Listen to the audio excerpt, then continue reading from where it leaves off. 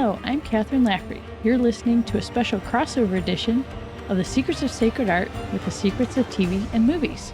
Today we're going to unearth the hidden treasures, history, and sacred art in the 2014 film Monuments Men.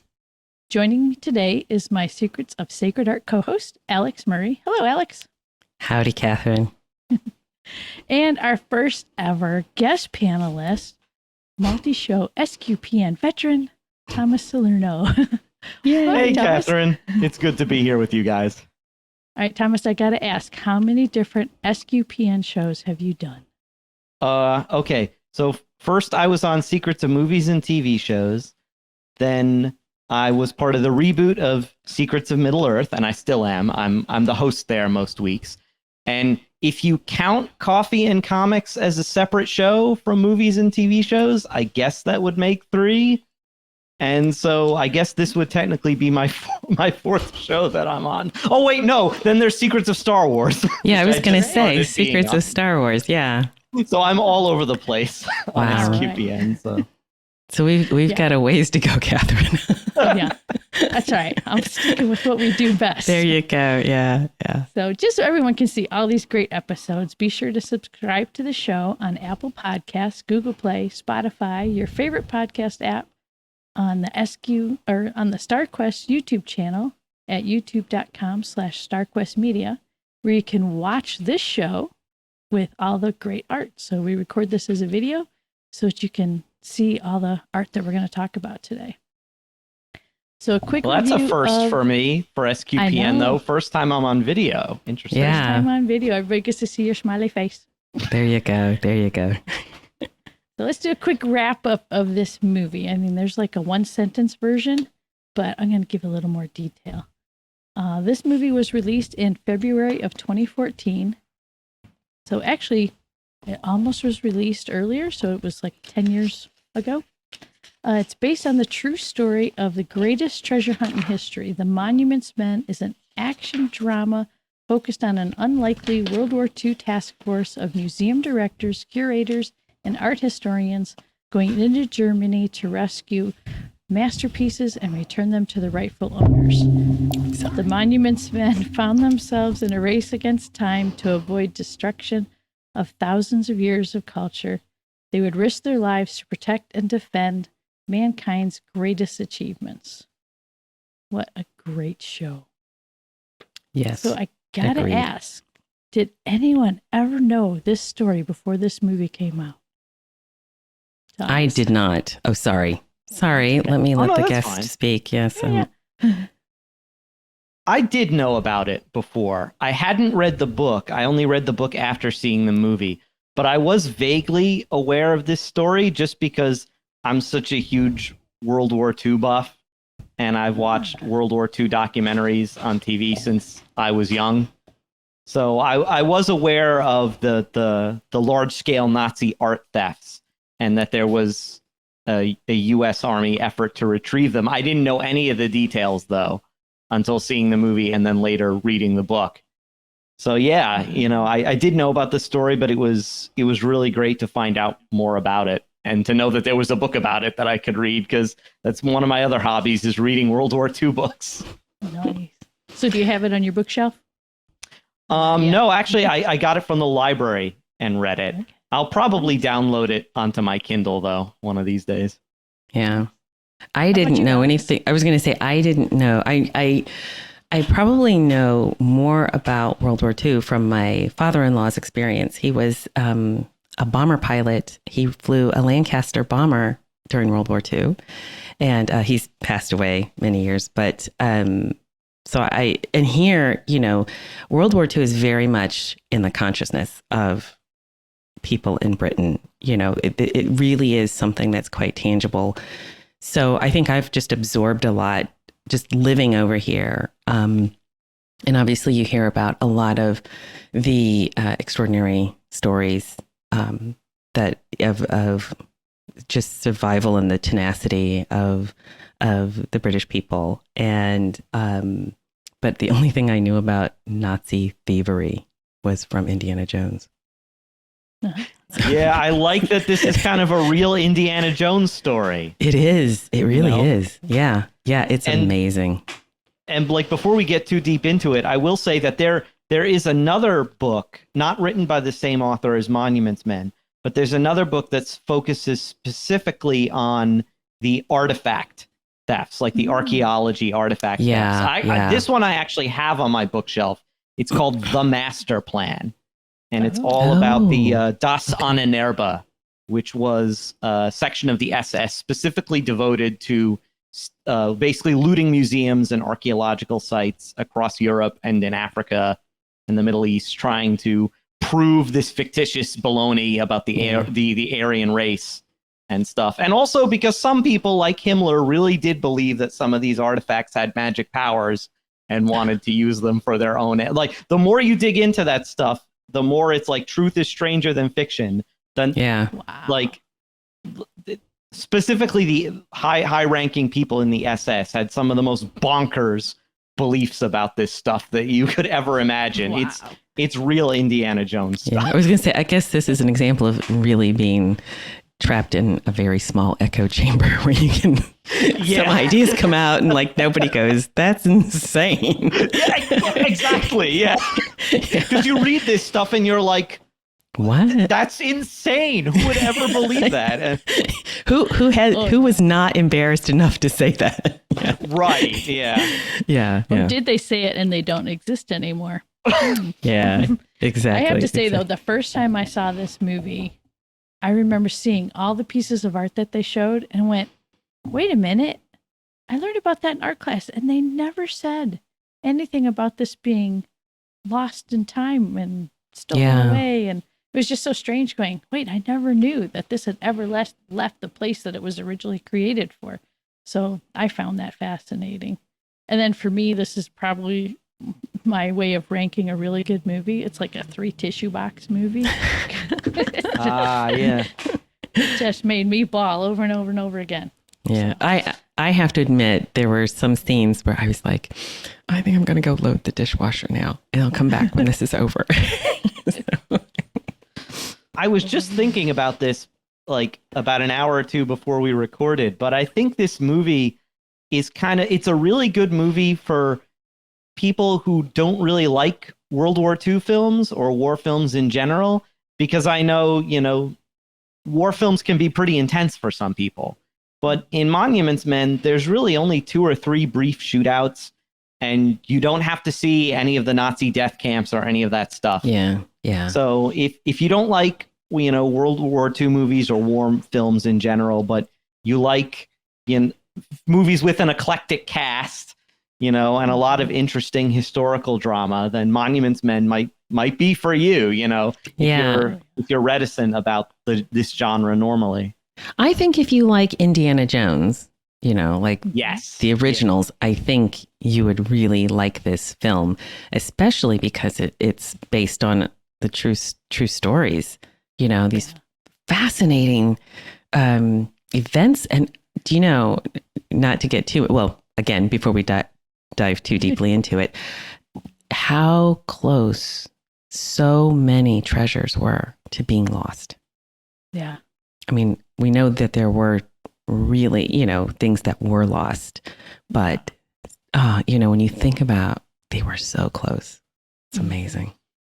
It's a miracle. You mentioned the cast and what a great cast this was. First of all, directed by George Clooney. I do like his work. Written and produced by George Clooney and Grant Heslov. Loosely based on the 2007 nonfiction book Monuments Men.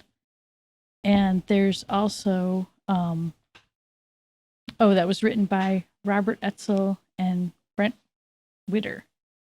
So the cast, though, my goodness, George Clooney, Matt Damon, Bill Murray, Kate Blanchett, John Goodman, Jean Dujardin, Hugh Bonneville, Balabin?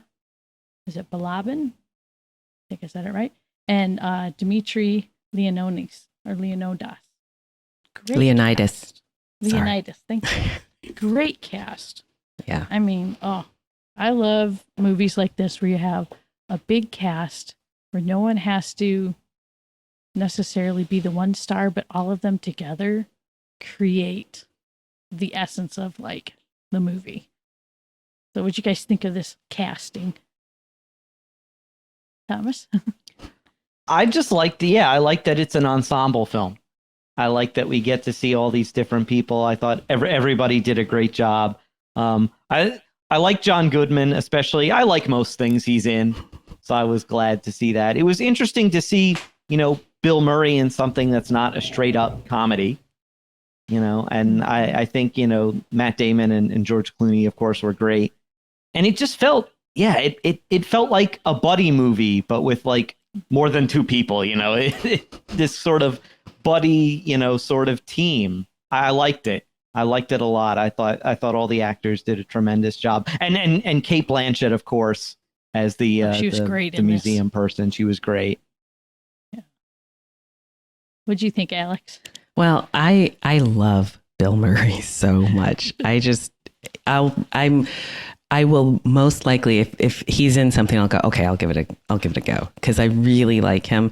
And I agree. I think that the cast was so, it fit together so well, or they all fit together so well. And yeah, it was like a buddy movie, but what I think comes across in terms of how the characters were written and how they interacted with each other, the focus was on the art, rescuing the art. And you could see, so no one was ever more heavily focused on than anybody else. It was great, because I think if we've all had the opportunity, if you have to work with a team, and if the team has the same goal, it's a completely different experience than if there's somebody who's trying to move ahead or trying to, however it works out. And so I think the way the characters were written, they were written so that you as the viewer cared as much about what they were trying to do as they did. And you didn't get distracted by any individual character because they were, super amazing. They were all amazing. Yeah, there's a little bit of each one of them that kind of shine through. And I mean, just Bill Murray in his first scene where he's the architect up there on the scaffolding, and just the way he turns around is like his classic little shrugs. The things he does without saying a word, I think are what make him an amazing actor. Yeah. It's classic. I mean, and then just seeing a rifle handed to him, I went right to Stripes. It was just so funny. Oh yeah, oh my It's a gosh. throwback right there. Yeah. Yeah. But I loved how George Clooney approached this whole story. Because like we said, this could be really heavy. This is World War II. You're going into Germany where places have been destroyed. But he approached this as, this is not a civics lesson. We want to tell a really great story that a lot of people don't know. And for me, it made me want to know more. My goodness, just in the last few days, watching the movie again, I go, next thing I know, hours have gone by because I've been following one link after another, going, where are these people now? And where's this art now? And it's really just a great movie that way to get you interested in finding more things. So how do you like his approach to this as not a civics lesson? Who goes first? Shall I say? Go ahead, Alix. I think it's a good way to draw people in. I mean, if it was a documentary on World War II, because I'm not a World War II buff. I mean, I certainly respect what happened and kind of revere the people who fought and won the war. I mean, I'm less likely to delve myself into something like a book or a documentary, but I will watch a movie. And so it was something that really drew me in. And again, having seen this film and living where I live, we actually have a World War II weekend in our village, and people come from all over the country, and we have American soldiers here. They're not American, they're Brits dressed like American soldiers, and they have the Jeeps, and they sometimes they try to do the accent. Other times, especially when I open my mouth, they're like, okay, we're not going to do the accent. We're not going to try. but it definitely engaged me as somebody. So, this is definitely going to be in the fore of my mind, when I go to this World War II weekend, because it's so amazing. And yeah, it's really engaging and makes it much more interesting for, I guess, a novice. I'm not even a novice, just outside in, the perimeter, much more engaged in this whole part of history.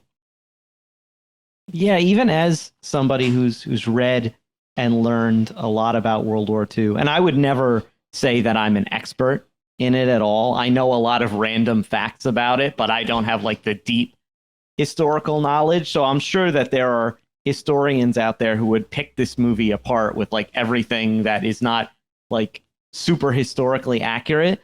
But I liked that George Clooney went and made a fun movie first.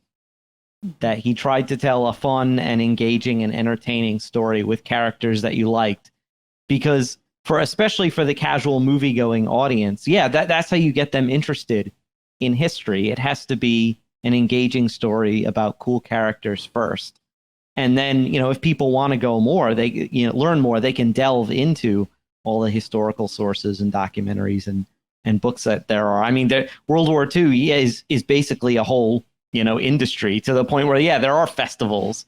Yeah. Are there festivals in the United States as well? Do they do?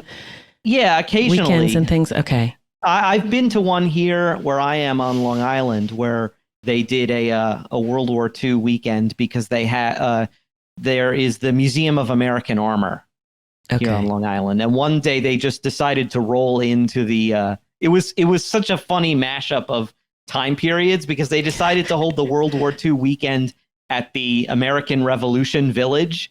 So you have these these American Revolution houses and stuff like that, with like GIs walking around in Jeeps, and a Sherman tank trundles by, and you're just like, wow, this is but it was like the only sort of open field kind of area where they could hold this. And I know in New Orleans, it's on my bucket list to go there, is the National World War II Museum. Oh, okay. Where they have a lot of greats, because New Orleans is where the Higgins boat was built, which is the famous boats that you see on D-Day that have the flat top, that the front that comes down and all the soldiers run out. The factory that built those was in New Orleans, and that's such an iconic World War II. Like if anyone knows anything about World War II, they know about D-Day. Yeah, so and they know those boats. They know those boats, so they put the World War II museum there. And it's definitely still in the consciousness, if people don't know a lot about history, they have grandparents, or at this point great grandparents, who were in it. Both of my grandfathers were veterans of World War II, and I think that's what made me interested in it, because I really didn't get to talk to them much about it. My maternal grandfather, who was in the Battle of the Bulge, he died before I was born, and then my paternal grandfather was in the Philippines, but he died when I was 7. So I never really got the chance to hear their stories, or, and when I knew they were in this titanic event, this huge world struggle, it just made me want to learn more about it. I guess kind of a way to get closer to these two men who I didn't really know. Yeah. Yeah. No, that's interesting. Since when hearing you say that, because we watched this and trying to get prepared for this discussion, it kind of prompted my husband and I to go and dig up my father-in-law's, just his photographs. We have a photographic journal of his bombing raids and just his life as this Royal Air Force pilot. We never did find the maps, Kathryn. My husband inherited the bombing maps of Germany from his father. Yeah, and they're printed on linen, and they're somewhere in the house. Do you know, it's one of those things that's somewhere here. We'll find it. But we just found so much, and it does bring you closer to this person that isn't, for many people, there's, it's living memory, or even just one generation over. Yeah. It's a really special time. And it's interesting, because we recently were going through my mom's dad's effects, because my grandmother passed away a few years back. So we were going through her husband's things, and all I knew about him was that he was, quote unquote, a radio man in the Battle of the Bulge. And I always thought that meant, okay, he was carrying one of those big radio packs on his back with the giant antenna and stuff. But no, we actually found like his demob records, his demobilization records from when he left the army. And no, he was an engineer. What he did with radios was that he built like state-of-the-art microwave transmitter towers. Wow. During the battle, while the battle is going on, by the That's way. amazing. And in fact, his unit got a citation for like conspicuous, gallantry under fire, because they're just engineers and they have to build this stuff while the battle is going on around them. And this was like state-of-the-art technology for the time. It was wireless microwave radio was like a new thing. And that just opened up a whole new, because like I said, all I knew about him was that he worked with radios. And to find these records from like the late 40s and learn all this stuff, it was just fascinating. It's a World War II, such an endless like hole that you can just go down. Yes. Yeah. Well, because so many people were in it. Everybody's got a story. Exactly. Exactly. Yeah, and there were I so had, many. Sorry, go ahead. You go, Kathryn. So my grandfather, my dad's dad, had died on Leyte Island. And there isn't a time that we don't watch documentaries in hopes that maybe he'll be one of those guys that we'll see run by. It's just like, oh, maybe that's him. And then his cousin, who they were the same age, he was a B-17 bomber pilot. So he did a lot of the bombing runs. We got to meet him, and that was really just neat, even discovering him, because he had changed his name. Our last name was Shimyankowski, 14 letters long. He changed it to Simmons, so it fit better on his, records. But when he told us about doing the bombing runs and coming back with a plane full of holes and barely landing it and stuff like that, it was fascinating. He actually talked about how they would use cathedrals as waypoints.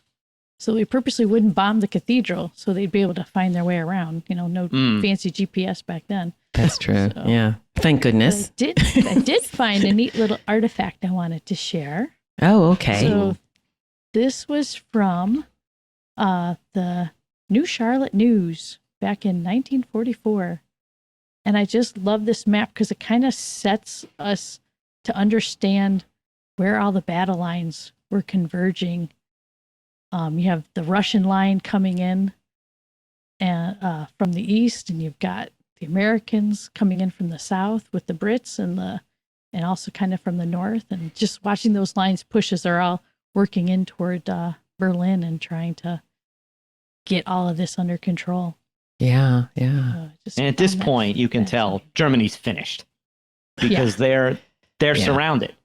And there's no place to go. There's no place to go. There's no place to retreat to except back into Germany. And I listened to a World War II podcast pretty regularly. And they've said multiple times on the show, any sane government would have capitulated by that point. But because they're Nazis, they, and they're fascist ideologues, they have to fight to the bitter end, the last man, the last bullet. And you get some of that in this movie later on when Hitler issues his Nero decree. If I'm going down, I'm taking everything of value with me. Yeah. So let's actually start talking through the movie because, my goodness, there's so much to talk about. This could be two parts. The opening scene alone, where you hear the hammer and nail of them taking down the Ghent altarpiece and packaging it up, and the priests are trying to save it. And that was something that's happened all across Europe and still happens in places today. I actually heard someone talking about her parents in Cuba that people had taken stained glass windows and things out of the churches and buried them in their backyards in hopes that we'll be able to put them back up in the future. So it was a pretty common practice to save things from destruction. Yeah, that actually happened here. If you go to Winchester Cathedral during the Reformation, and when the medieval stained glass windows were smashed, people went in and took it, and they saved the stained glass windows for centuries. It was passed down from generation to generation. And then when it was safe to bring them out, they did. And so it's like this abstract collage of stained glass windows. And it's not like a new idea. They just put the medieval glass back that they found. So, yeah, it's been going on for a long time. And then how about I love the scene of watching them, the whole town, trying to save Da Vinci's Last Supper. Yeah. Yeah, this one, it reminded me, I wrote in my notes, I said the frenzy of the people trying to save it. It was almost like they were trying to save a life, like somebody in triage and everybody running around doing whatever they can to save this person. But what they were trying to save was this magnificent piece of art. I remember that scene from the second book because the author of Monuments Men actually wrote a second book just about Italy, which I've read. It's called Saving Italy. And he goes into a lot of detail about that scene where they're trying to save the Last Supper and how it really came down to the wire. It was almost ruined. Yeah, exactly. Just fascinating. So after all this opening sequence, we get the pitch to FDR. And I love that pitch scene. What'd you guys think of that, Alix? Oh gosh. I think it's interesting because I think, Kathryn, you and I sometimes I was very sympathetic to George Clooney's character because sometimes you have to convince people that art matters, and even people who are people that you think would like, oh yeah, of course they think art matters. Of course. And then when you're trying to really, whether it's like, maybe we should increase the budget for what we're trying to do in terms of sacred art in the church.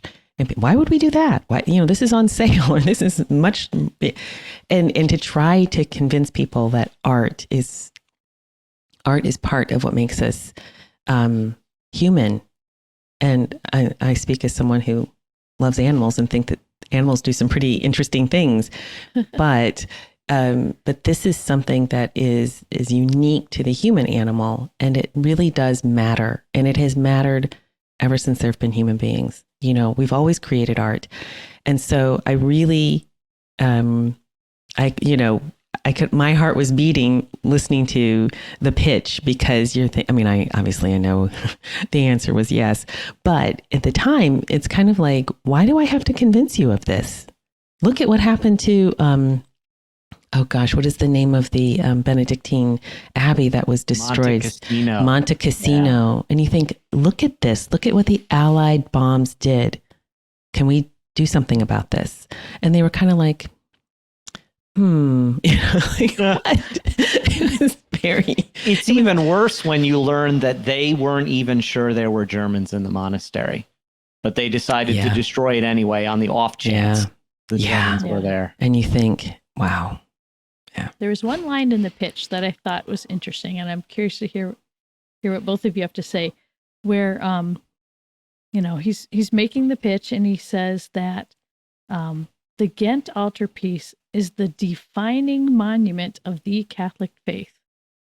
So what do you think? Is it the defining monument or a defining monument? Am I nitpicking? I could be. Thomas, what do you think? Yes, you first, Thomas. First I want to back up and just generally say about the pitch, it also resonated with me being, and I don't think I told either of you this before we started, but I used to work in museums.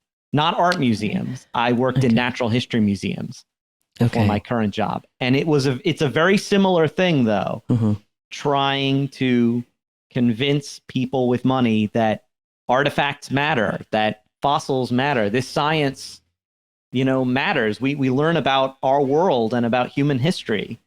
And sometimes people are just like, it's difficult for people to wrap their heads around it as something tangible, and they may say like, well, the museum's already got all kinds of great stuff in it. We see the displays, and it's like, yeah, well, you guys don't see the collections, which are in bad shape, and things are starting to deteriorate. Yeah, and we need more funding so that we can save these. A lot of the stuff on display in a natural history museum is sometimes replicas. We've got the real stuff in the collections, and it's deteriorating. And it's, I've seen, people who I used to work for have to make similar pitches or have heard about it secondhand. And so, that I knew where Clooney's character was coming from. In terms of the Ghent altarpiece, that was an interesting statement to say, because I didn't know much about the Ghent altarpiece before the movie and the book. I mean, I had heard about it. I had never seen pictures of it.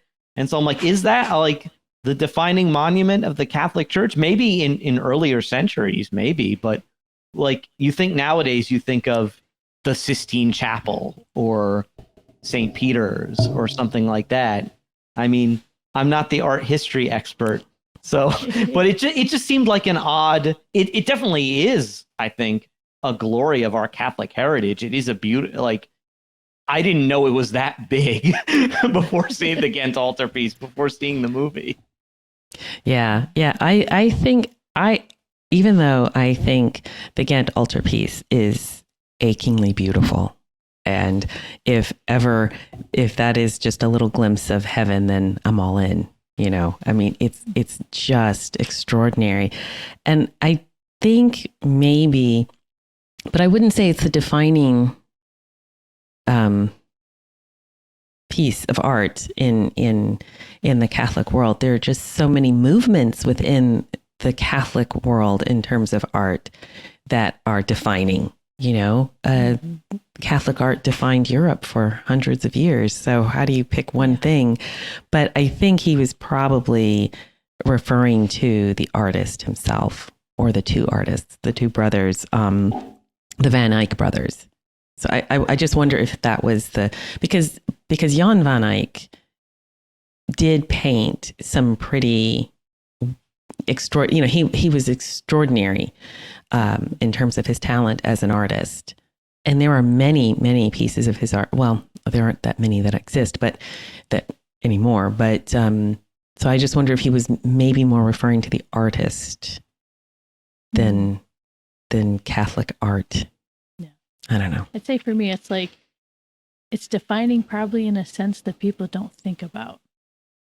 Because now when you go look at it, and I was only able to see a piece of it when I was in Madrid a couple years back, and to see it out of context and missing all the other parts, it was just a picture.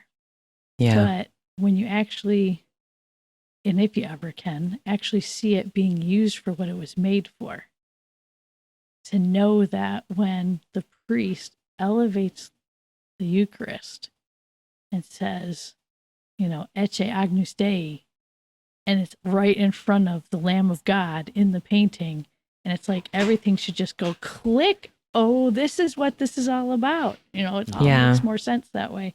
But sadly, a lot of people won't be able to view it that way. No, because of the way it's displayed. Yeah, well, it's actually back. It's actually back at the Saint. Is it Saint Brado? I'll find it. I have it in my notes. Yeah, Brava. Saint Brava Church in Ghent.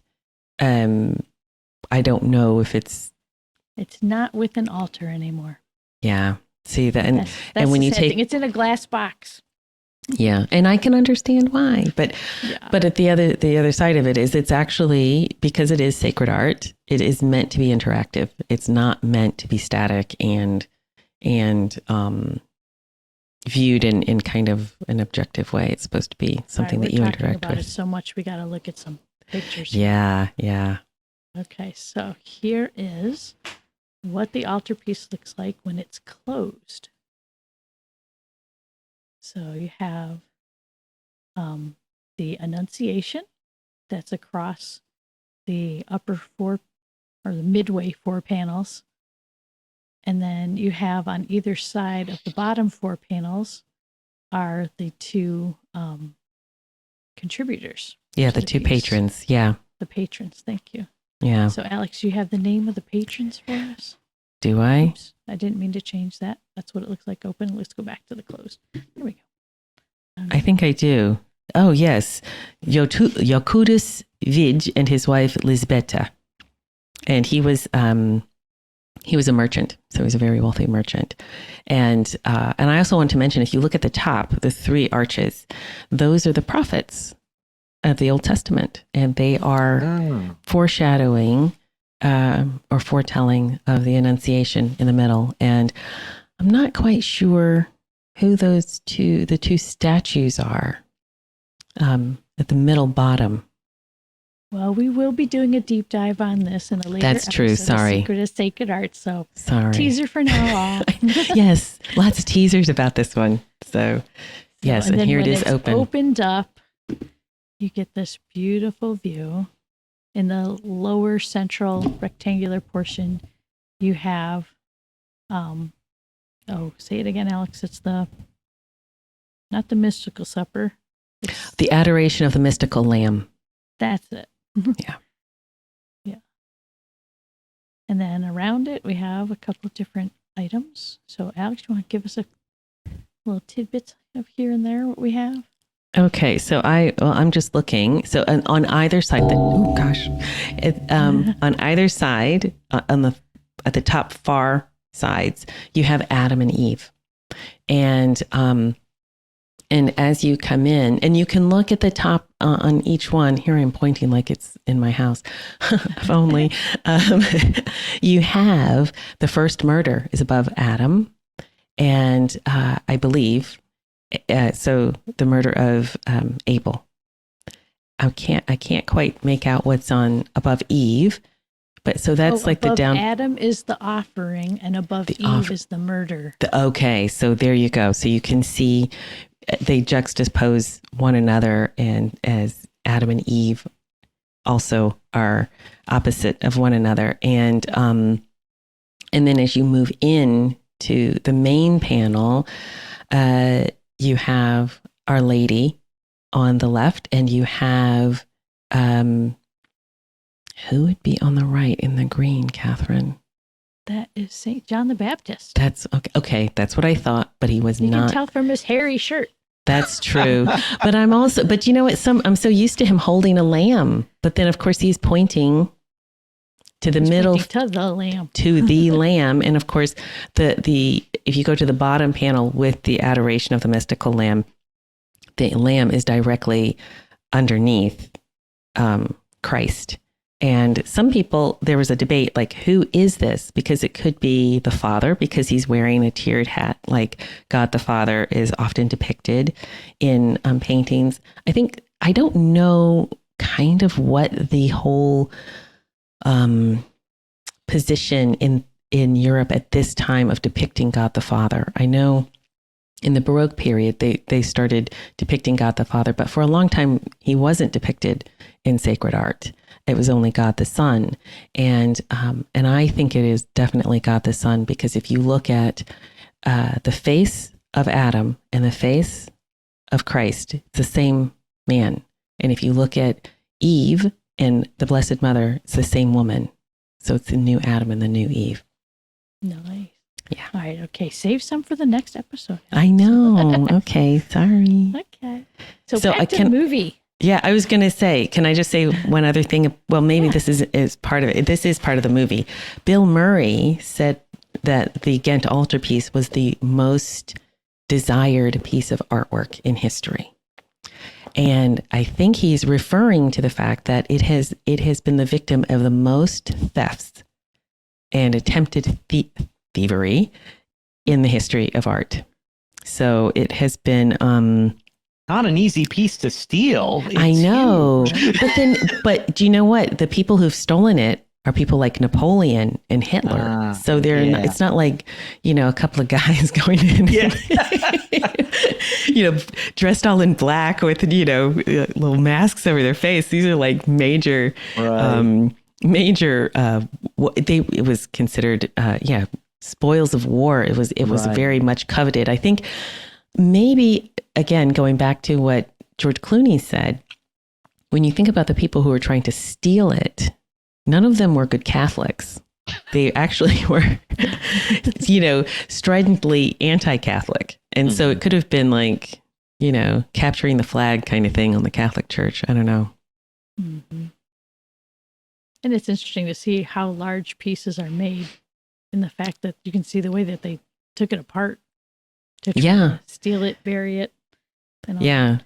Yeah. So back in the movie, backtracking just a little, when we get introduced to Claire and Stahl, I see you, Stahl. Oh my gosh. Yeah. So awesome.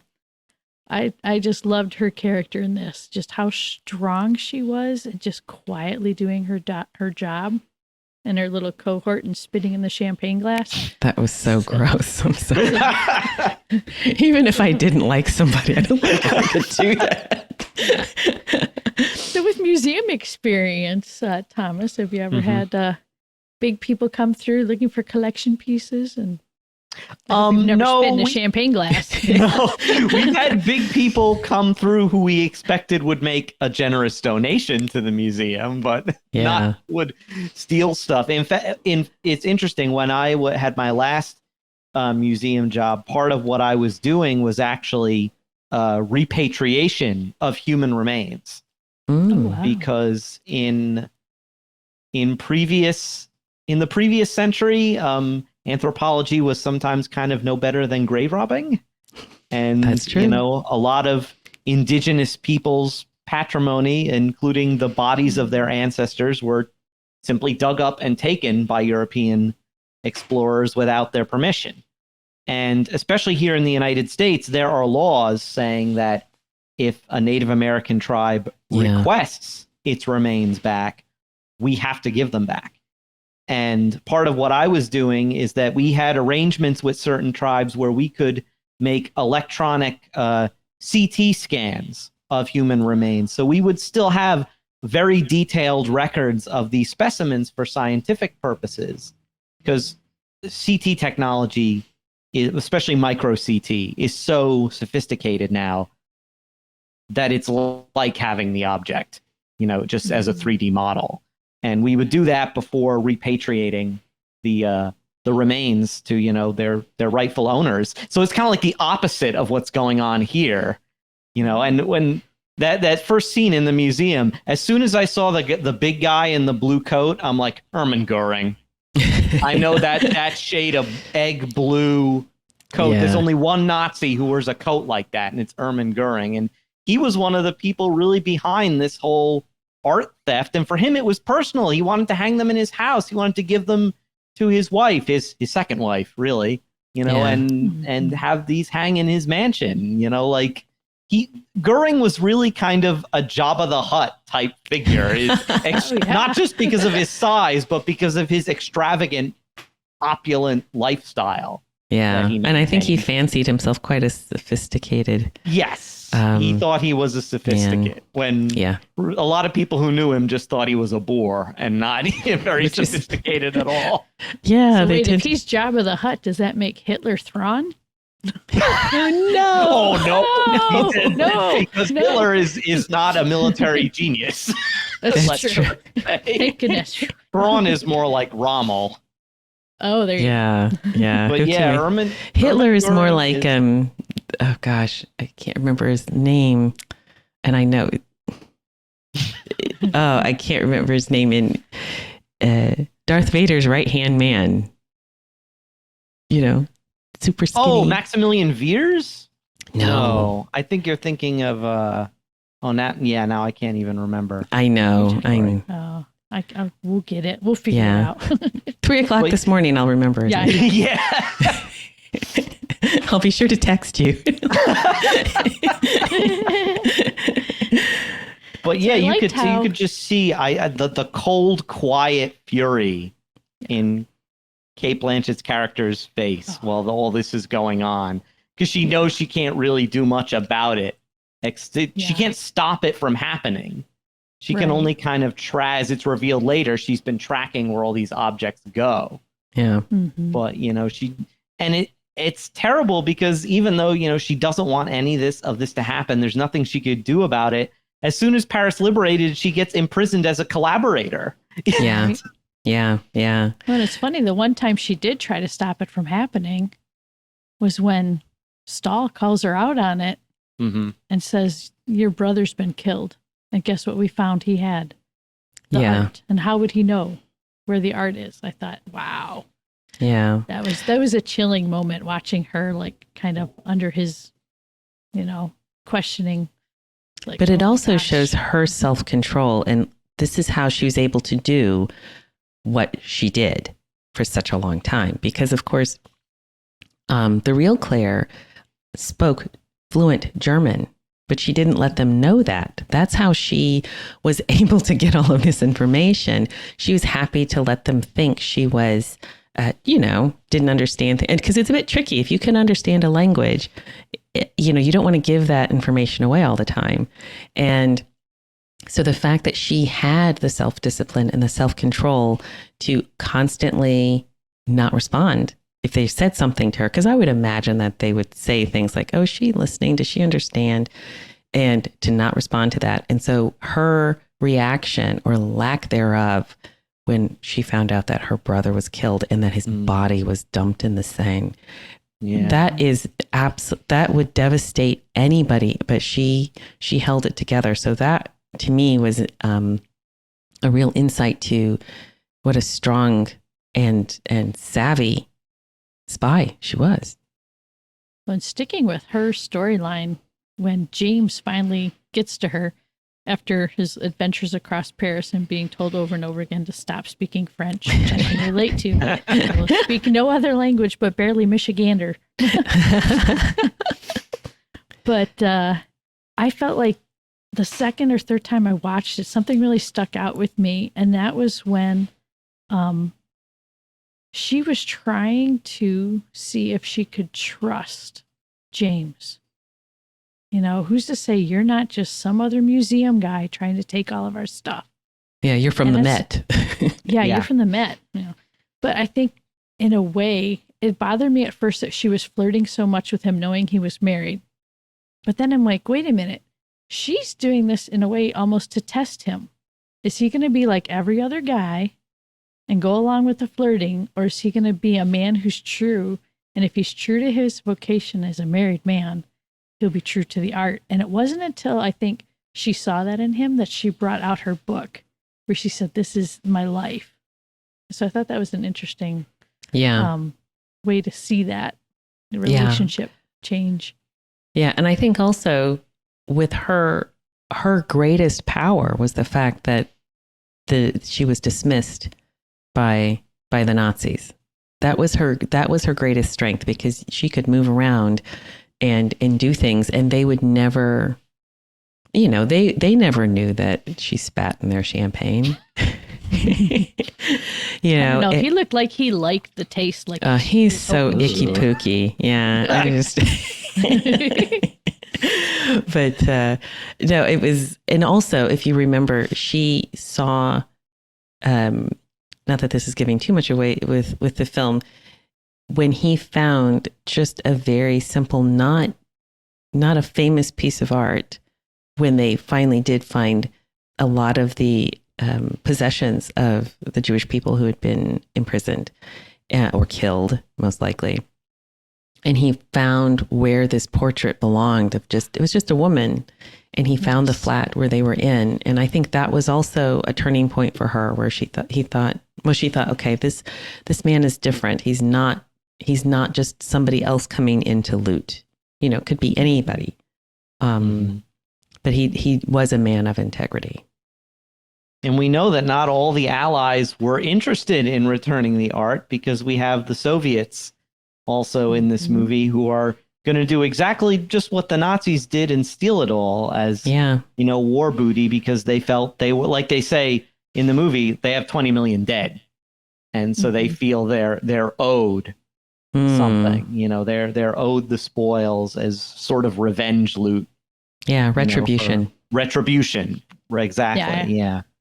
And you can see how Russian even before the war's up. over, the seeds of the Cold War are being planted. Yeah. Yeah. Even before it's over, they're like, we never really trusted them, but it only really comes out towards the end, allies of convenience and nothing more. Exactly. So one of my favorite scenes, besides, having Claire yell, "I see you, Stahl," was when they catch up with him again. Yes. So we go from the awesome dentist scene, which was classic. My grandmother actually used to work as a dental kind of hygienist when she was in high school. And she said, oh, yeah, there was no Novocaine. It was just rip it out and go, and mallets flying and things like that. So I was kind of laughing seeing it played out the way they did. but to have that whole thing come full circle was Yes. just fabulous. You know, Yeah, I have to say with the dentist scene, that just was a throwback. You know, that had to be Bill Murray's homage to Little Shop of Horrors when he was the dental patient for Steve Martin's sadistic dentist. I think they did that on purpose and had Bill Murray be the patient. But yes, you're right. And oh gosh, we should talk about some of the teams, these going out 2 by 2 to The little find buddy Yes. teams, the buddies. Oh my gosh, they were really good. Really good. Oh, and I highly recommend for people to look up the YouTube behind the scenes. The scenes with Bill and Bob behind the scenes were just hilarious. And they teamed those two up together just because of the height difference. George Clooney said it made it very difficult for him to get them in camera shots together, but he just loved it. And I think the little helmet, little buddy thing was all ad-libbed. Classic tall guy, short guy routine. I know. Yes. With the short guy being the feisty one. He's like, "Can I shoot someone? Because I want to shoot people." Yeah. Yeah, but I think they were my favorite. Well, I don't know. John Goodman and I guess the Desjardins, I don't remember his first name. That one, John. they just had the chemistry with all of these guys was so good. It's like you could believe that, okay, after the war, these guys are going to be getting together at least once a year with their families. And do you know what I mean? They just looked like that they really bonded as characters. But yeah, it was Thomas, full circle. Question. Yeah. Do you have any insights on that whole the horse scene? And would it even be possible to have troops like that hiding in the trees so close to each other, just waiting on who's going to move first? Well, from what I've read, I don't know exactly where they're supposed to be, and I think that scene takes place after the Normandy breakout. But during the fighting in Normandy, the region, not on the beaches, but once they're in the hedgerow country, things like that would happen, where there would be an American unit and a German unit in hedgerows on opposite sides of a field. And it's almost like playing chicken. Who's going to come out first? Yeah. Or who's going to shoot first. And there could be units right on top of each other sometimes, because in the hedgerow, everything's divided into these little parcels of land. The hedgerows, it's not just like you think bushes, but it's like really thick, ancient foliage with a ditch and a dike and stuff. You can't see very far, and it could be very easy to bump into an enemy unit or even a friendly unit without knowing it. But it's like, I kept thinking to myself, I'm like, but this is after Normandy and I'm not sure where they are. But I know that analogous things kind of did happen. And I've read stories too of like people just accidentally wandering into an area that they don't know is about to become a war zone. Yeah. They're not Yeah. supposed to be there. I tell you Not what knowing where wouldn't. they are, I want to bring up a map. Okay. Can I just So- say, I know what wouldn't be there. That horse wouldn't What be would- there with all that tense. The horse would be smelling all that adrenaline. The horse would be way Oh. gone. Yeah, it would have been gone like, I guess, a long time before. Yeah. Yeah. And then one thing about locations before we reference the map, I don't know much about electronics technology from the time, but they appear to have a magic radio with unlimited range where they can be in completely Yeah. different countries and Yeah. still pick up one another loud and clear with no interference. And I They was did like, kind of go into that, but I just Okay. didn't know what it was. It was a magic radio. what on the Uh, ring? Because like I said, my grandfather worked on wireless radios, but those were giant towers with aerials on them. This is just like a box with a hand unit. Mhm. And I'm Yeah. like, huh? I'm like, I feel like that was done for plot convenience so that they can have the characters talk to one another. Yeah. While being It's kind of like the hundreds of miles away. They were like communicators on On the Star Enterprise Trek. or Yeah, something. on Star Trek. Unlimited power. Yeah. Yeah. Sorry, Kathryn. Oh, no, that's quite all right. Yeah. No, because you had mentioned where were they and where were they going? That was right after they had gone to Ghent. So they're in and around Belgium, Ghent. And then that's when they had found out that they heard that it was heading to Merkers. And I'm pronouncing it like John Goodman did. I don't know if that's the right way, Alex. Is it? I think Merkers is Okay. Merkers, but Merkers, Merkers, yeah. Okay. yeah. So they were, somewhere along the way there. So yeah, I made sure to I always love maps. I like to know where things are happening and why. Probably got that ground into me through like doing different Bible studies and stuff. Look at the map, find out where all this is happening. Yeah. So we have, James in Paris with Claire, and Stahl was somewhere around there, wherever. I wonder where his farm was. How far away did he get? Yeah. Yeah. And then good old Donald, who had gone to Burgess to be with the Madonna. We got to talk about that. That was probably the most tear-jerking moment of that whole film. Yeah. That So the was Bruges, he was in Bruges. Sorry. Yeah. Yes. So yeah, that was just, oh my goodness. That What a was, moment. yes. And I would say this, one of the things, and I kind of loved this about Our Lady, she's all over the place in this film. This is such a Marian film. And what I love about the character of Donald Jeffries, is that was a really beautiful scene. And it's one of these things that has stood out in my mind for years. I saw Monuments Men many years ago, but whenever I would, if it happened to come up in conversation or something, this is the scene that always stood out in my mind. It's when he finally sees the Madonna and he takes off his hat, he smooths his hair, he's getting himself all gussied up for Our Lady. And I thought, that's exactly right. That's exactly right. And it's interesting as well because of the history of Donald. He was he seemed to be a little bit of a disappointment to himself, and maybe everybody else, but he was so likable because there was a goodness to him. He was probably a bit of a romantic, and that's probably why he was the way he was. And he died protecting his lady.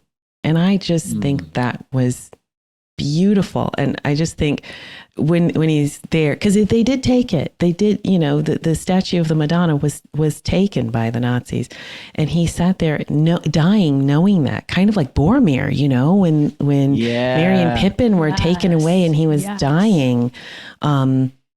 It was that same kind of beautiful tragedy and redemption of a good man that wasn't always good. And I just kind of thought, oh, I'm sure Our Lady was like, get up here. Thank you for that, son. But it just, that relationship, that interaction, again, with a beautiful image of Our Lady and the Christ child and how he was interacting.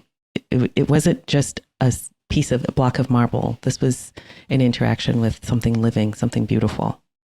Now, Thomas, in the books, did they talk a lot about the obstacles the Monuments Men had to overcome? Like in this case, Donald was told, no, we're not doing anything with that. We're not going to go in there. We've got a deal worked out. So, what did you think of that? Like in the book, of it? Yeah, in the book, they go a lot more into it. And I know even at the beginning when Stokes, George Clooney's character, first gets there, there's the officer who doesn't want anything to do with him. And it's just saying, I'm not risking men's lives for a church tower. Go away. And it was funny because when I was watching that scene, I'm like, okay, I would have said, okay, I got these orders from someone a lot higher than you. So am I supposed to go back to them and say, you are not willing to carry out these orders, which I'm delivering to you? But in any case, the guy was stonewalling him. And in the book, there's a lot of that, the military people just wanted to get the war over and done with. At that point. And they really didn't have a whole lot of resources. I think in real life, they had a bigger team than just the guys who are in, like the handful of guys. Who are in there were about movie. 1,000. There were about 1,000 monument men and a number of monument women as well. Oh, that yeah, Yeah. I'm starting to remember that from the book as well. Yeah, but still, in terms of like the entire Allied war effort, they were working on a shoestring, Yeah. and had to go up a lot against a lot of red tape and a lot of bureaucracy. I like when they finally get to the mine, the brass like Patton and whatnot, and Eisenhower only show up when they find all that gold. Exactly. Right? Suddenly they're there. Yeah. Yeah, and exactly. they're like, they weren't interested in the art, but as soon as we found gold bullion, they're like, all right, let's take credit. Exactly. Oh, yes. This is our war Talking effort. about the mine, here we have a wonderful picture of them finding the Madonna or Lady and Child. Madonna of Bruges, I think is what it's called. Yes. Yeah. And there it is in its place, back where it belongs. Yeah. Beautiful piece. Yeah. And you can see why, they had that character so taken with her. Because it's just it's one of those pieces you just stare at for a while. Yeah. And you can really see kind of the echoes of the Pietà. Yeah, I was going to mention that. Yeah. Yeah. You can really see that, to see both of them together would have been quite striking. I don't know if they were ever together. But you notice they foreshadowed it in the movie. When Walter was holding Jean in the back of the truck. Oh, yes. They were in a Pietà type arrangement. You're right. I thought that was so perfectly done. See, that's why I had to go load my dishwasher. That's the part I left because it was sad. I had to fast forward the third time just so I could get to my notes. Yeah. But it's just, no, you're right. That's beautiful. Yeah. Like I said, Our Lady is all over this movie, and they didn't even know it. That's what I like about it. I mean, the one funny thing in the movie from a Catholic perspective for me was every time when they found it, they came around the corner and they look at it and realize what they have. They're all like, Jesus. I'm like, yes, it is. Yes, you're right. And his mother. Yes. Yep. Yeah. Yes, it is. And I love how when they're actually moving her, in the film, they had her in I guess one of those cars on a track in the mine. But when they did find her, she's all, they were just finding like this Belgian lace, pillows and things to pack around her because, of course, even moving that statue, this is something I'm sure, Thomas, this about working in a museum. Vibration and movement really matters to an artifact. Oh, yeah. And you've got to be so careful. And can you imagine they were probably holding their breaths trying to get out of that mine with that statue. Like sometimes I'm shaking my fist at earlier curators who didn't pack stuff well. And I open a drawer that's not been opened in decades and everything's smashed to bits. And I'm like, why did you just pack it loose? Yeah. Why didn't you? So, like part one of my jobs before I was working with repatriation of human remains, one of my earlier jobs was rehousing specimens. Both doing triage and trying to repair stuff that had been housed very poorly, and then making archival housings for things so that we would eliminate as much vibration as we could. Yeah. So could you imagine? Yeah. Moving that thing in a mine. I actually went on Google Maps and I wanted to know how far the statue was transported. And by today's standards, to go from Belgium down to, it was in Altusay, right? When they said that in the movie. Yep, in that salt mine, is over 10 hours. So what was it like back then to haul that thing, knowing they first put it in, like an ambulance truck? I don't know if they eventually put it on a train to move it faster, but... They couldn't have. I think by this time, the Reichsbahn, the national railway, had already been completely obliterated by the Allies. By this point in the war, I don't think there were hardly any trains working inside of Germany. Yeah, so, and the roads had all by truck. Yeah, and the roads would be terrible. Exactly. If it was a road, Yeah. Yeah. Right. It's almost a miracle she survived. Exactly. Yeah. And then how about the scene where they then finally discover the Ghent altarpiece, where we have our little buddy I group. love that. It's right here. It's right And it's here. like, this is here. This is here. Yeah. And it's like, yeah, it's right there. You're using it as a table. Yeah. Yeah, exactly. I hope they weren't. Do you know what? I looked at that Right. like, I really Yeah. hope that nobody was doing that. But I feel like that was just a funny thing for the movie. yeah, but it was Oh, good. yeah. It was Yeah, and it was when yeah, he like he's- dropped his pen to go under the table. And again, such a Marian moment, you know, because I just feel like, and especially, you know, we'll be talking about some of these really interesting ways that Our Lady just lets us know she's around in art. You know, she just sits there like, yep, here I am, you know, just very quietly. Yeah. Does this make you cringe, Thomas, seeing everything just kind of stacked here and there, trying to get it all packed away? Yeah. Yeah. And like with art, you know, it's irreplaceable, you know, like, you know, at least if it's like with some natural history specimens, if something gets broken, I'm like, okay, I have at least a dozen more of these in the collection, but it's not like Yeah. you have multiples of the Ghent altarpiece. Yeah. Right. There's like one Van Eyck altarpiece. Yeah. Mhm. Yeah, Yeah. that's crazy.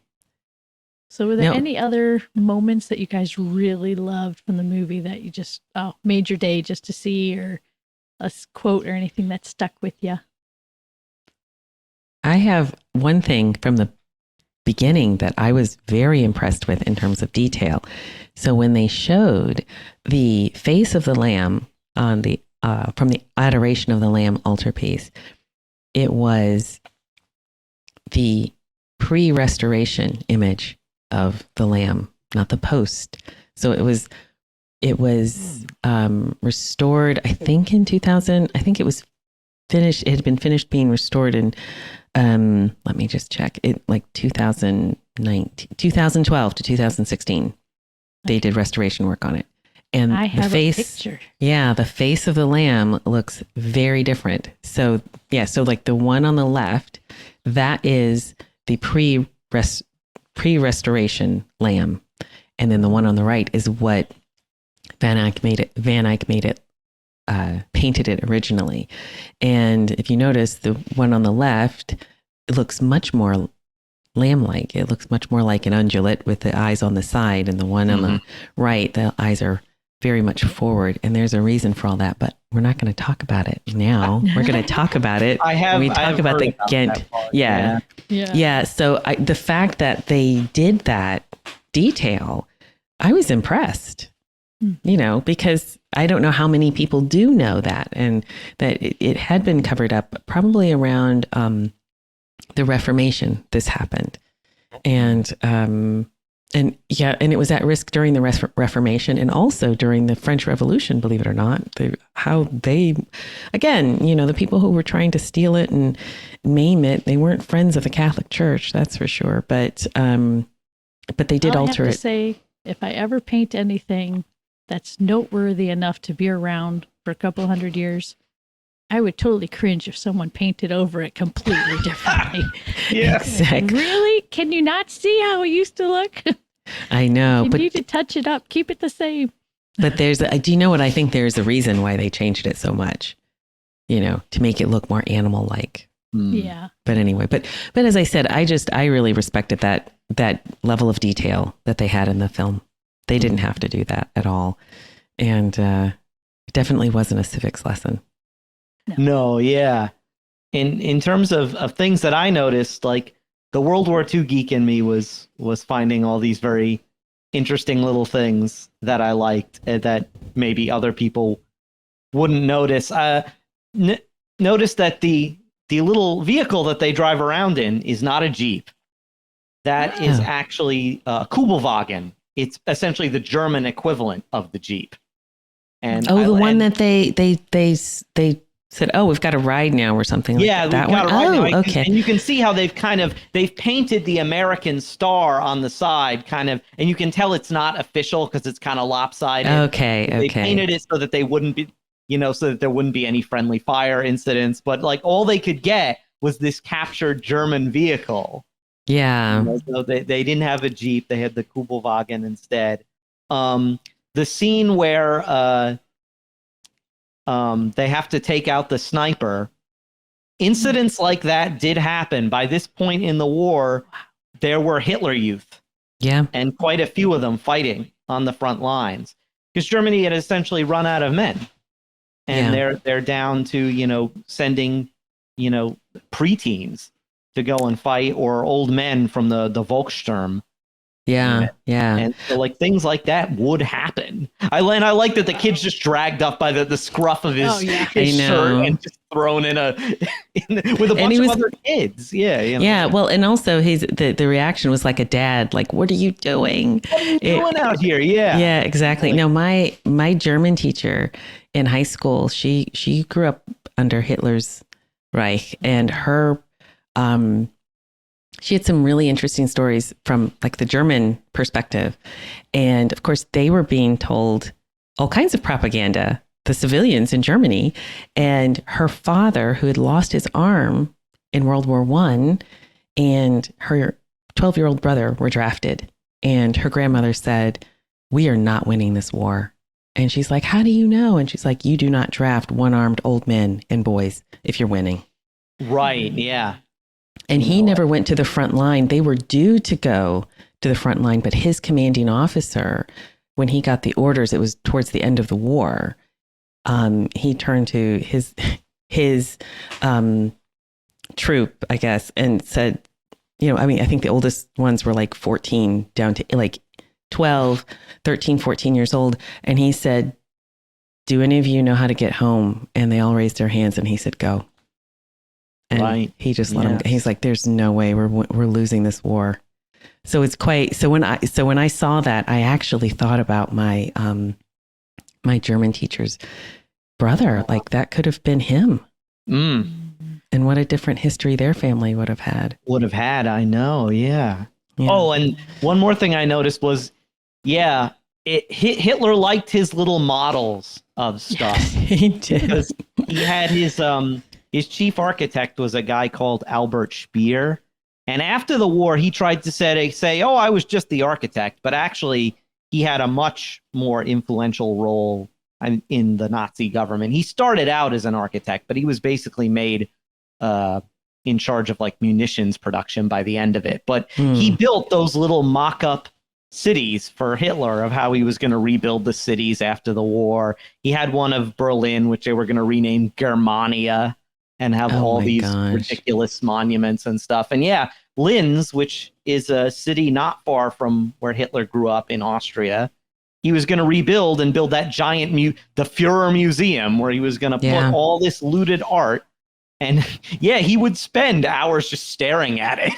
Like, this is my future and stuff. Yeah, like, he was a megalomaniac. But I think, and what I think is interesting is how he had this really, well, of course, it was a skewed perspective of what art was, and how he wanted to prove that all of this was leading towards, the Third Reich, which of course, that's not how art works. But I think how he viewed art, this is kind of what the vast contrast that came out in the movie, I think, really well, especially with the Nero decree. Yeah. When Hitler said, if we start losing the war, then this all gets destroyed. And of course, then they show art getting destroyed. And it's really like, it makes your stomach turn. You think what might have been lost. Although I was also thinking, maybe people should start checking under their tables. You never know. It could be Raphael's self-portrait in there somewhere. But the idea that he wasn't preserving or desired these things that were beautiful for their sake. It was about power for him. And that's why he could destroy something that beautiful. It had nothing to do with what the transcendent elements of this artwork. It all was about power. And then you contrast that with the Monuments Men and what they were trying to do. They were risking their own lives for beauty, which is, and Donald Jeffries, he gave his life for beauty, as did John, the French member of the team. And, that's quite a contrast between the two groups of people. And one of the things I wanted to actually bring up about this, which was really interesting, and it is definitely a testament to the Monuments Men after the war. And it's so watching the film, and I also watched like lots of lectures on this, with the Soviets coming in, and it was like this race against time. Who's going to get this? Who's going to get the prize first? But interestingly, it was the U.S. Army that had implemented a policy of retribution for German art. Mm-hmm. So they had, there were 202 pieces of German art that the U.S. military deemed would be a good trade-off. They wanted to take it and bring it back to the United States and put these things in museums in the United States. And the Monument Men and women actually came up with the Wiesbaden Manifesto objecting to it. And they all signed it, and people were like outraged in the military and the U.S. government that they would dare say that this was wrong. So they were more, so there was this idea of retribution even amongst the Allies, even with the United States. But because the Monument Men were so focused on the art itself, and rather than retribution, they wanted to reinstate it. They wanted to, it was the reinstitution and restoration, not retribution. And I think that, again, I think if they had not won, they finally, in 1948, the army capitulated, and this artwork was returned to Germany. But again, I'm thinking about how different history would have been if the United States had taken that as retribution.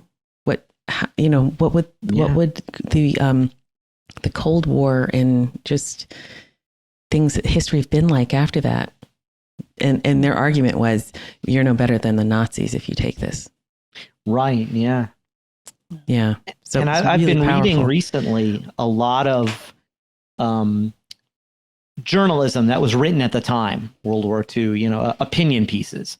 Mm-hmm. And I was shocked by the amount of bigotry against Germans as a people from American writers, saying very similar kind of things, like that like Germans are racially inferior, and that's why they accepted Nazism. That they need to be punished as a people. Yeah. For this, and and that they're stupid. They have low intelligence and all this nonsense. And I'm like, but that's like what the Nazis are saying. Like, why? I was shocked. Of course, I knew people back then had prejudices. Yeah. And I knew that there was a lot of racism in the Pacific against the Japanese. Yeah. I was surprised by how much sort of, Germans are an inferior people that I was reading in stuff that was written in the 40s, written at the time, not just in America, but in other European countries who were the victims of Nazi Germany. So that revenge was in the air. Yeah. People wanted it. They wanted retribution for essentially the rape of their countries. Yeah, absolutely. And we're all infected by original sin. That desire to get back, to get even is there in us, even in wars fought for the noblest reasons. You can have disordered justice. Absolutely. Yeah. Well, obviously, we found a great topic here. We did. We could go on and on and on. We could There's too. one last slide I want to show. Oh. And these are the Monuments Men Congressional Gold Medals. And I'd say this has probably been the direct result of the film and the books that have allowed recognition for the work that the Monuments Men did. Yeah. And you can even tell what some of the artwork, you have the astronomer, the astronomer. I always get it mixed up. Not the astrologer, astronomer by Vandermeer. Yeah. You can tell. I like when you can tell what things are on a medal, because sometimes it's a little fabulous engraving work on They this. did. You can see really you can see the Ghent altarpiece David. Oh, the lady in the ermine. This is like a little bit of a portrait of the Rembrandt. You know, who we didn't talk about, and now it's too late. Maybe we'll talk about him, Kathryn, when we talk about the Ghent altarpiece. Was the interpreter? You know, the young guy who was the interpreter. I liked him. I did too. Sam was one of my favorite characters. That's why I made sure to list Dimitri in the cast when we talked about them. He did such a fabulous job throughout the whole movie. And he's actually the one character that most closely relates to an actual Monuments Men. And there's wonderful footage. I think I put a link to it with our show notes that you get to hear him talk about what life was like and, you know, his family getting out of Germany before things all went crazy and everything he got to do going back and helping the Monuments Men. It's really fascinating. Yeah, he was just so clever. That's what I loved about him. Again, he was kind of like, I don't want to say a foil, but maybe that's the word for Claire's character. You know, because he was, remember when he was leaning up, they had caught a bunch of German soldiers and, you know, they were trying to, you know, speak in very bad German to the soldiers and they weren't saying anything. And he just sat and listened and it's like, oh, this is the captain. They switched, you know, and they're talking about mines. Everything's in the mines. Mines, Yeah. I do have to say one last thing. I could say so many things. This is not going to be the last thing, but let's pretend that it is. When they were going to that one mine and it looked like they had blown it up, you know, and it was kind of a race against time because the Soviets were moving in. That was part of the Nero decree. And the commanding officer who was given those orders, he was like a real fanatic. And he was fine with destroying everything. Right. And it wasn't the people of the town who blew up just the entryways to make the Nazis think that it had all been destroyed. It was actually his troops. Like they were like, "You're crazy. We are not destroying this." So they actually disobeyed orders and blew up the entry of the tunnels to make him think it had been done. Yeah, I think the guy who received the orders, he was the local Gauleiter, right? Who was they're the Nazi governors. And I think they're, in another Star Wars reference, the Gauleiters, I think, are essentially what the Moffs in Star Wars are based off. Yeah. They're these regional governors and they're super Nazi fanatics. Yeah, it was Moff by Hitler. Yeah, I was thinking, the guy I was thinking, it's not Moff Gideon. It was the Moff who was with Darth Vader. You're talking about Tarkin. Tarkin, thank you. Yeah. That's who I was thinking. So we finally came back around to that. Oh, full circle. The circle is now complete. Yes, in a galaxy far, far away. There you go. Oh my gosh. We brought this full circle, and let's get full circle right to our patrons. Okay. Because we'd like to take a moment to thank our patrons who make all this possible for creating Secrets of Sacred Art and the Secrets of TV and Movies, including Denise I., Joseph L., Louis D., JP, and Mary Ann R. Their generous donations at sqpn.com/give make it possible for us to continue all the shows at StarQuest, and you can join them by visiting sqpn.com/give.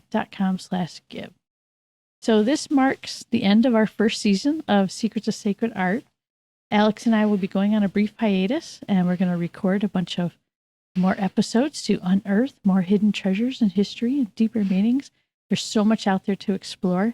Yeah. And we'd really like you to jump on, look for previous episodes of Secrets of Sacred Art and TVs and movies, or anything that Thomas has been on is fabulous. There you go. Exactly. Yeah. And so please visit us at sqpn.com/sacred art. And you can also email us at sacredart@sqpn.com or follow StarQuest on social media.